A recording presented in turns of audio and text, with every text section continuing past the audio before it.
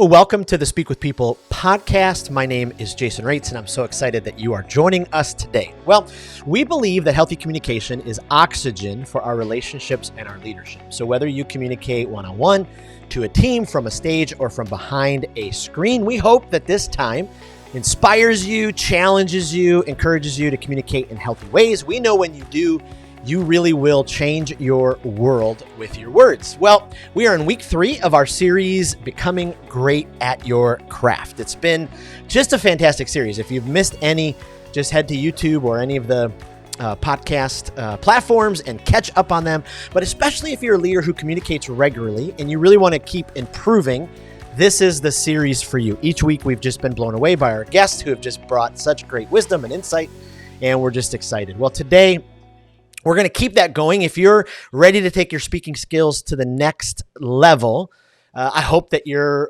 prepared, because today we're going to have a great conversation about just how to do that. We're going to kind of dive into the secrets of continuous improvement. Our guest is going to kind of peek inside of what she has learned and some of her expert strategies for breaking through plateaus, conquering roadblocks, refining your speaking, and really becoming great as you can at your craft. I really think this could be a transformative journey.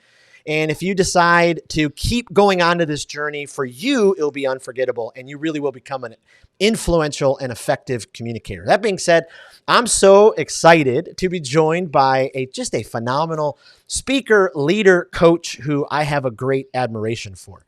She's just a fantastic communicator. She's an anxiety expert. Her message is just powerful, and she's an all-around great communicator. How she communicates online, how she casts vision, and she is the facilitator for the Speaker Lab community Facebook group. And I'm telling you, the way that she communicates is just so incredible. It is just awesome to have her on the podcast. Brittany Richmond, thank you so much for being on the Speak with People podcast. Thank you so much for having me. I'm excited to be here.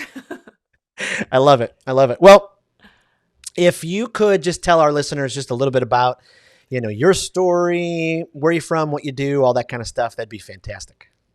Sure. Well, I like you said, I specialize in overcoming anxiety, and I am an anxiety expert. And one of the things that causes me anxiety is talking about myself. So let's just do that, right from the start. Oh, okay. My goodness. Oh gosh. So I live in Central Illinois, which is, middle America, small town, 300 people. Wow. I do love it, though. I do love the quiet life. But I actually grew up, in a school of 200 and some people for the high school. So growing up was really tough for me in terms of my mental and emotional health. And so that really led me into the field of counseling and psychology, which is actually my background. Really, I was a school counselor for many years.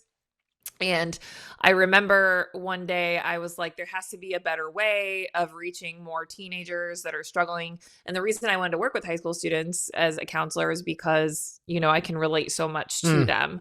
I mean, I'm 36 years old, but I'm the oldest teenager that I'm seriously 17.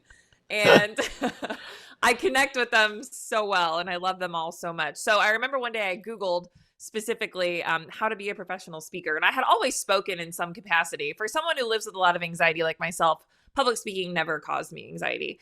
It really actually lit me up. It was more comfortable for me to be in front of more people versus one-on-one. I get really uncomfortable one-on-one typically, especially in person. So when people interact with me one-on-one, I'm very fidgety. I don't make eye contact, but I'm actively listening. It's just a process. But in front of 500 people, it's I light up. It's just let's go. Let's do this. Which is so strange, because literally every speaking engagement I have, I get asked every single time. It's a running joke. Someone's like, I don't get it. You struggle with anxiety. How are you a public speaker? I'm like, trust me, I don't know. But so I Googled one day how to be a professional speaker, and the Speaker Lab podcast actually popped up. Was the first time I had exposure to it, and Grant Baldwin, everything that he's doing. So I became a loyal listener, and then I dove into the program, and they helped me grow my speaking business. And now in a full circle moment and way, I do the same thing at the Speaker Lab too, and help people grow their speaking businesses. So, and actively speak in the youth market too. I just wanted to make that little tidbit. I do speak to high school students on overcoming and managing anxiety. So that's a little bit about me. Wow, that's fantastic. Isn't it crazy though? The amount of communicators, speakers that I've met, comedians, lead singers of bands who are just crazy introverts, but you get them on stage and they come alive. They come alive. 100%. And I, whenever I get asked this at every engagement, I say the same thing. I say, look, this is how I know that I'm aligned with my purpose, because this does not give me anxiety. Right. I mean, there are things that cause me a lot of stress and anxiety that I feel like some people would think is very weird. Yep. And they also think it's weird that this does not. So right. it is what it is, it is what it is. Yeah, no, absolutely. Yeah. That's fantastic. I know my older years, probably in my 20s, I was 100% extrovert, maybe 99% extrovert, 1%. And now I'm like, it's probably like a 20-80 split, 20% extrovert, 80% introvert. And I'm like, I love the quiet time, but on stage, it's just fantastic.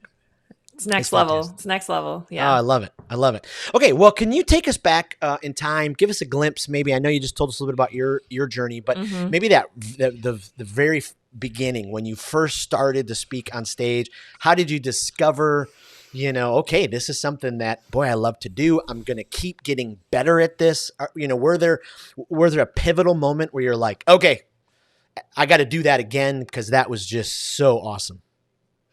Are you talking about like before I stepped into the youth space, like professionally? Yeah, before or those first couple, opportunities where you're on stage and you were like, okay, I got to keep doing this. Was there a pivotal one that just, clinched it for you?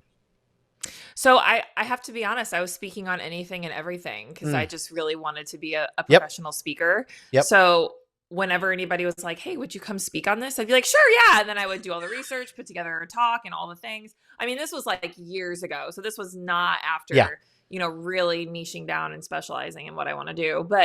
And that is a strategy I do not recommend. However, I do not recommend speaking on anything and everything. Yes. It's not as fulfilling, and it's more nerve-wracking. And that's something that I really lean into when I talk to people about becoming professional speakers, is once you're aligned with, what you're meant to speak about and who you're meant to speak to, the nerves and the nervousness and, just the anxiety wrapped around the whole public speaking experience is not the same. It transforms, right? It definitely transforms.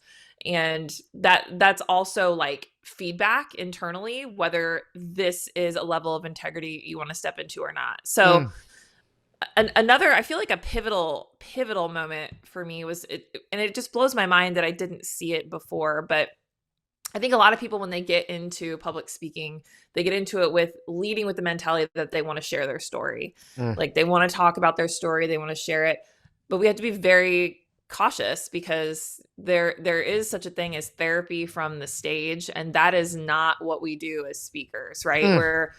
We're not here to, there is some self-serviceness to public speaking. Absolutely. It's very healing to get up and share your story and knowing that you're impacting others. However, we must lead with the audience first, right? Like we're here to serve them with what we have battle tested and learned. So once that transition really occurred in putting together my signature talk and really aligning with, who I want to speak to and what I want to speak about, it just became a whole, really the word transformational experience for me and the audience. And it became about a relationship and a partnership with the students in front of me versus me speaking at them, which is essentially what your podcast is really about, is how to communicate on a mutual, respect and a partnership and relationship level versus I have all the information, I'm going to, school you essentially. So. Yeah. Yeah. No, that's it. That's, you just kind of nailed, I don't know, it's probably about 15 years ago, this phrase, speak with people, not at them, started to like culminate, because I've always studied communicators. I've always loved speakers. And what you just said, you could just see the people who are interested in speaking at people, whether I'm just dispensing information, I'm schooling you, I'm telling you the way it is. I mean, you can feel it, and I could feel the difference with the speaking with, and you're like, oh wow, this is just so. Whether it's 100 people, 5,000 people, it's like they're just having a conversation with me, and it's just, yeah, it was powerful. Oh, exactly. And that is something even in like professional development books and speakers I've seen that I love. Anytime, I've always felt like if it feels like we're just sitting in front of each other having a conversation, then this Mm-hmm. is going to impact me. So even in my bio, that's what I say. I said, I want to sit in front of that teenager and I want them to feel like it's just them and I having a conversation. Yep. I mean, that is how you should lead, in my opinion, in my, the gospel according to Brittany, but in my opinion, that's this level of serviceness that creates connection that's unmatched. So. Oh, that's so powerful. I was doing an assembly once in, I'm trying to remember, Petoskey, Michigan, maybe way up here. Do the hand thing, us Michiganders. But I get done, and I think it was on bullying. I did assemblies for a bunch of years on bullying, and a young woman came up to me and she said, this is also great. Like, I love your stories. It also felt great. But she said, we hear all these speakers all the time, and barely any of them tell us that we need to love ourselves. And, it's always about caring for others and not bullying and be kind. But she's like, maybe every once in a while you could tell you and your speaker friends just to remind us to love ourselves. And it was like, I mean, it just hit me so hard because, especially kids, teenagers, they're just used to that kind of speaking at all the time. Mm-hmm. It's just powerful stuff. So, yeah, I mean, I feel like we could probably talk about students all day long. Some of the powerful stories. Well, as a speaker, so you got into this. I mean, you started to grow. Talk to us about like your, how you went at growing, your craft, how you kind of made a commitment to go, okay, I've got to keep getting better, to be able to advance, your own speaking career. So love to know more about that. Gosh, I feel like I could answer that in a couple of different ways. Do you want me to, are you asking like in terms of like the business or like me personally or both? Both. Both would be great. Like how because obviously if you watch video, if you have it from your, your first couple till now, oh God. Yeah. Right. You learn so much, so yeah, would love to know, what kind of journey you've been on to, kind of keep improving your actual craft of speaking. Right. So oddly enough, I don't watch video of myself. That causes me a lot of stress. Yep. Yes. If I'm just being honest, but I've seen clips, and I am very much, I remember, and this is something that I don't really actively quote unquote work on. I lean into, I really lean into it. And it was when I first started speaking, I was very much looking at other speakers that I knew doing the things I wanted to do and kind of modeling that behavior. I mean, mimicry is like definitely, the highest form of flattery, right? And if it's working for them, it might work for me. Well, the reality is that was untrue. And what I love about the speaking industry and being a professional speaker is I can be authentically myself. And that's okay if I'm not for everyone, right? Like that is very much okay. That's what separates my brand from other people. That's what separates my mission, my message from other speakers. We have to bring our uniqueness to it. Otherwise, I believe the message really does fall short. And because if we're not authentic, the audience will know that. Like they will 100% know that. And so being my loud, very fun, very energetic personality, I lean into that. That is who I am. And I think that in terms of my message of overcoming anxiety, really being comfortable with who you are it radiates way more than just with me being on stage, right? So being who I am on stage in front of these teenagers is who I want to be off the stage with these teenagers. So if those two do not translate, then something is inauthentic there. And that's something I really lean into is being myself. And again, I have been told that, ooh, girl, you're too much for me. You're too much. And I'm like, okay, great. I mean, that's fine. That is so fine. Yep. And, but that's okay. And that's just fine. So that is something that I definitely lean into. So when I first started, I wore like I wore suits on stage. I was very professional and like, Yep. make sure you don't say certain slang words. But I speak to teenagers, y'all. Like, I say things like, bro, like, are you serious? Like, I will speak their language to get on their level. And I think that they hear that differently than when I do. But that's me though. Like, that's not me pretending to be a teenager. That is who I am. And I have had such incredible feedback from not just teenagers, but the adults saying, things like she related to them in a way that is just unreal. And it's like, because I am myself, and I truly think they pick up on that. And so what makes me thrive? What makes you thrive if you're listening as a speaker, like even down to what you wear on stage? Like, is it really helping you or is it hurting you in your profession? I mean, really asking yourselves that. I had a speaker friend once who she was like, they were so convinced that, the way they had to dress a certain way, and that then they saw other speakers wearing like polos and like t-shirts and like stuff like that on stage. They're like, why can't I do that? I'm like, who said you couldn't do that? Like, that is something that you put on, and I'm like, it's okay to be yourself. So like Vans are a big part of my brand. I wear Vans every time I speak, but these are things that make me feel confident too, right? So if you're confident in what you're doing, that also radiates in your message. Yeah. It's little things like that, truly, in terms of like how I continue to grow myself, is just reflecting on, was I being authentic on stage? Was this moment a good moment? Like, how do I feel when I get off stage? Yeah. But yeah, so that's probably, in terms of me professionally, that's what I look toward to. That's absolutely powerful. I mean, authenticity, teenagers especially can scope it out pretty quick if someone is, trying to be someone they're not. Yes. I mean, adults can as well. Yeah. So, some folks struggle with authenticity. How do we get to a place where we're comfortable, not oversharing, but diving enough under the surface that, our story really helps people draw in and go, okay, hey, I'm going to listen because they're really going to this vulnerable place with me. Any thoughts on that? I do think there's a balance, obviously, between, oversharing and not sharing enough. And it truly, for me, it was about, there are so many aspects to my story that I don't talk about with teenagers.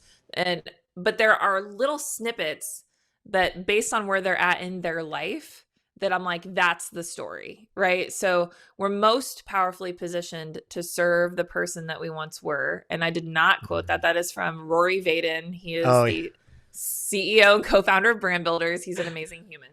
And I just love that saying. But when I'm speaking to these teenagers, is like, what are they going through in real time right now? A lot of it's applying to college or, doing stuff like that. And those were extremely large parts of my story. I'm a 2-time college dropout because of my anxiety. And that really resonates with them, and really creating that connection. But it's not just me I'm connecting with, right? Like, I'm sharing other experiences from other teenagers, not just my own. I think that is something that's really critical to point out too, is I like to highlight them, not just myself. And I think that there's a huge, huge opportunity to show care and love when we also share stories that are not our own, but they are very much our own. So really, like, especially in my keynote, we do a talk exercise right from the get-go. And I'm giving examples of working with other students and talking back and forth with them, but I'm talking about the students' responses, not mine. So it's very much like highlighting what this person is saying versus me. So I try to create that balance where it's not all me, right? It's you. Like, it's about you. So yeah. I don't know if that answered your question. I kind of got off on a tangent. So no, it's absolutely perfect, because I think so many speakers go wrong. And especially we do this in the beginning because we want to be good. We want people to like us. We want our message to connect. We want people to laugh, and we just start making it all about me, and we take our focus off the audience. And so you just gave us gold right there on how we can, really be our authentic selves by, keeping audience focused. It's just so incredibly powerful when we do that.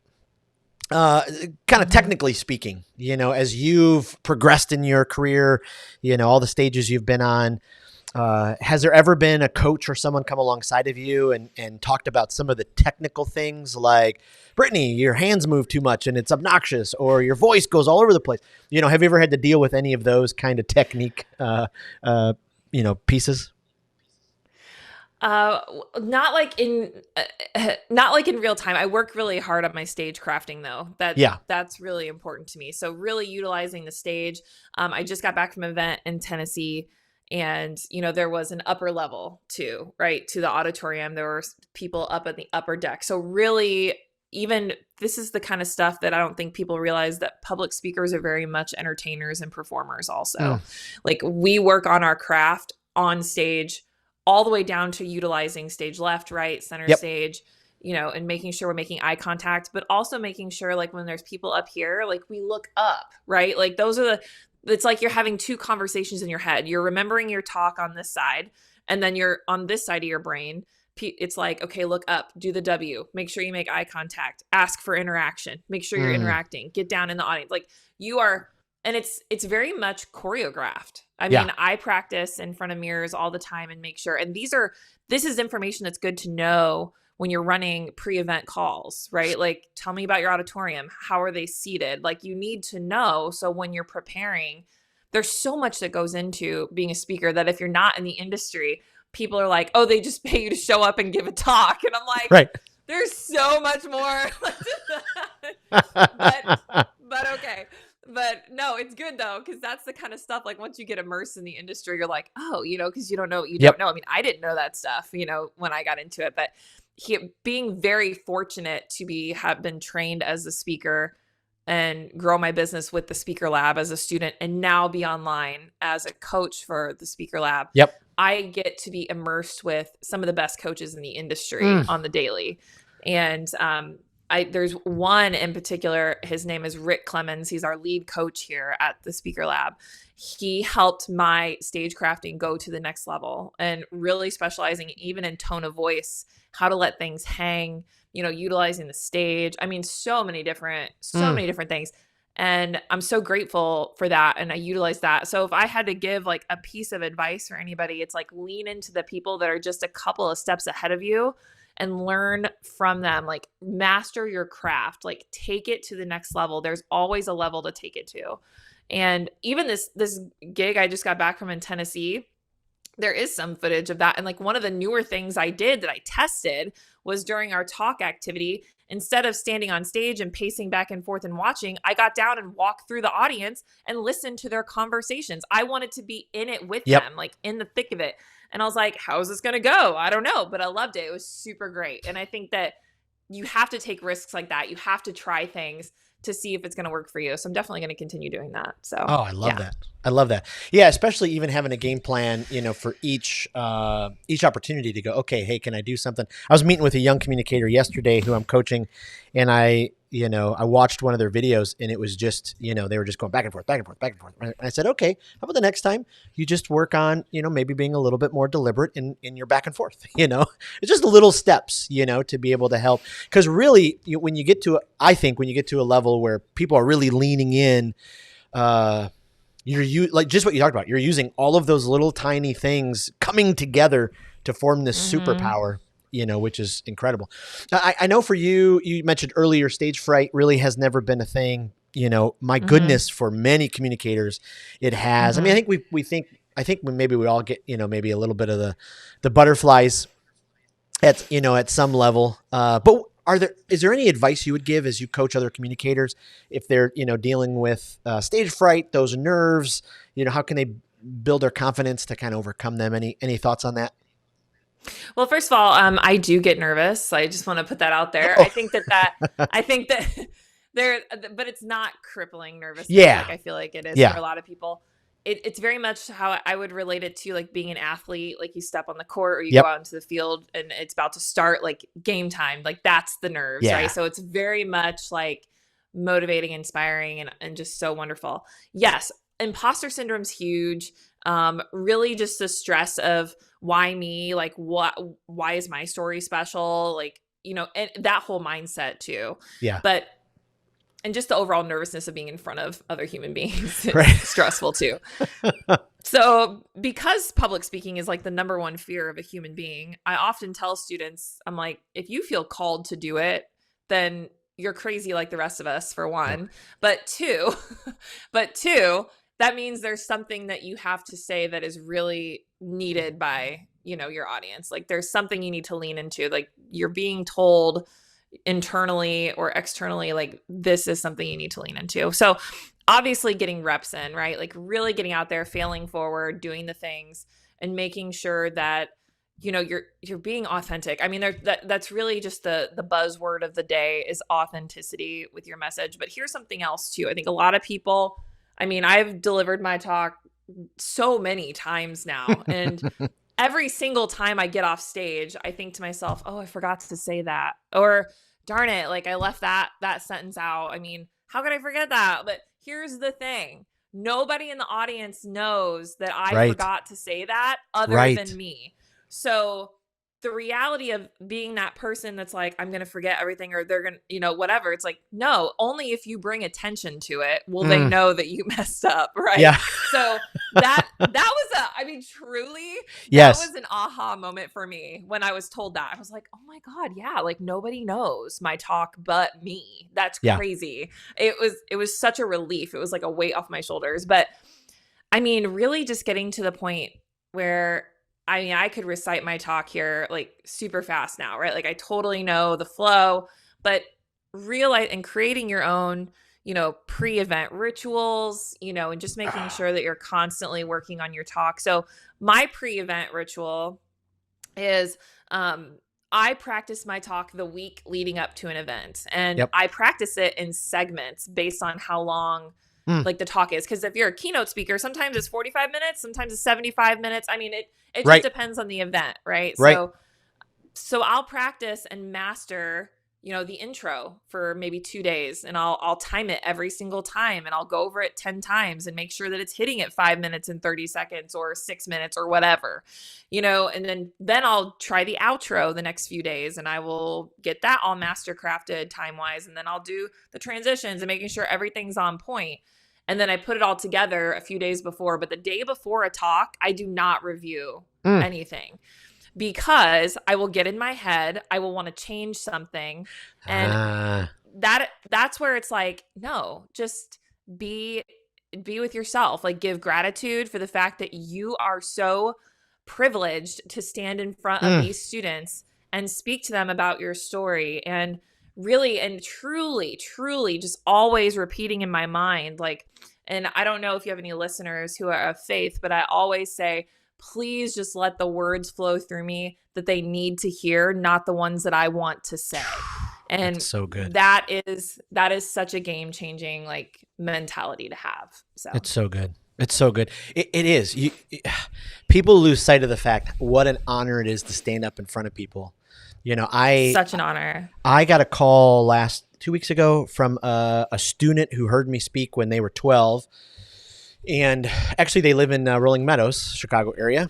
And so now I'm going to do some coaching with him, but however, he was 12 in 2007. So however old he is now, but he told me a story that I shared, way back when. And I'm like, this is so humbling.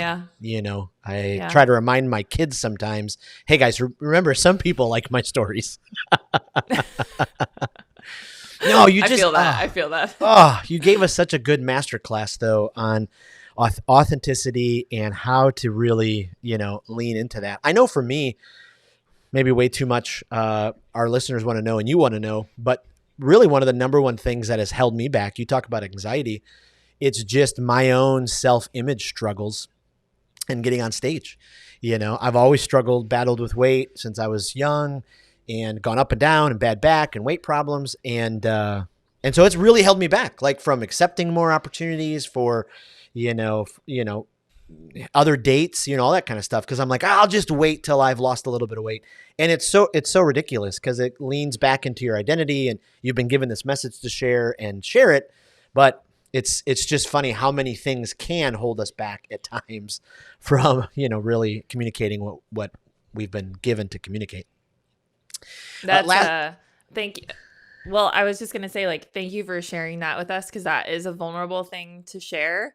And I think a lot of people can relate to just insecurities in general when they're in front of people, because you're very much exposed in a lot of ways, willingly. Yeah. You're like willingly putting yourself in front Yeah. of potentially audiences that you don't know how they're going to react, right, to Right. anything. Right. But I something, and I think a lot of it has to do with that mindset shift, and something that I work on actively, but it's Mm. definitely something that I tell students too. I'm like, look, they're not there to see you. They're there to listen to you. That's the difference. Um so that's one of the reasons I feel like it doesn't cause me anxiety to be in front of a lot of people versus one-on-one, because I know it doesn't feel like they're looking at me. It doesn't feel like they're staring at me. Yep. It feel like they're listening to me. They're hearing my words, Yep. and that's it. And that's Yep. how I see it. So Oh, our time is like running down. I feel like we could do like part 2, 3, 4, but I you said know.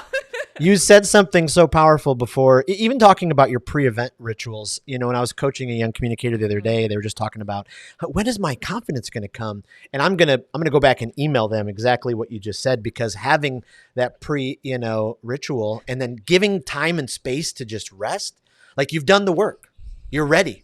If go and do it, have fun with it. That's when we can really have fun as a communicator. Like, we've done the work, we're ready.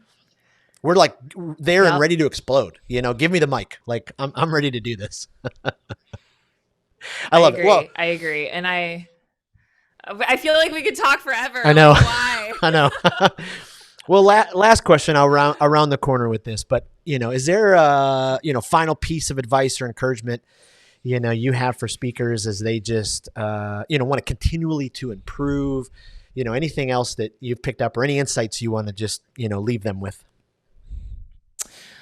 I would probably, oh gosh, there's so many things, Jason. And I feel like it's stuff that I always do myself, right? Like, I'm always thinking about or keeping in mind is, like, at the end of the day, I think one of the biggest realizations that speakers, especially newer speakers, need to understand is that not everybody in the audience will resonate with your message. And that's okay. And I think, because it's just like any sort of criticism or anything at all that we get, it could be 500 or 499 people that are like, this changed my life. But the one person that said this was dumb, it's going to cut through the noise, right? It's going to cut through.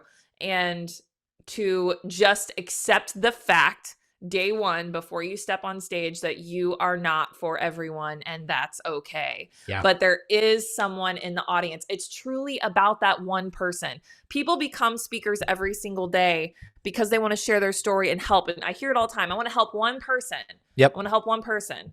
It's like, okay, great. There's 600 people in your audience. You're going to help at least one person. Yes. And that's awesome. But don't let that one person that's like, this was just not as good as I thought, because it's going to happen. It's inevitable. And that's okay. It does not decrease the value of who you are or any piece of your message that you have to offer the people that are listening. You're there for the people that will show up mentally, emotionally, and be open to hearing your message. So show up for them and let it be. Wow. Well, what a great topic. I mean, you have given us such amazing insight and wisdom. I'm just so grateful. Hey, before I let you go, let's do some rapid fire questions. Our audience can kind of keep getting to know you. I hate to put you on the spot.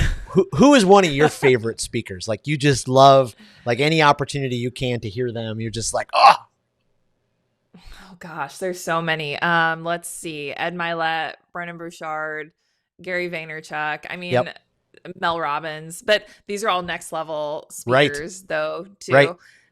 But some of the absolute best speakers I've ever seen are people you've probably never heard of. Right. Right. So it's right. It is. I love it. What it is. More on the personal side. What's one of your absolute favorite movies? Like, you're on a desert island, you can only take one movie. What's the movie?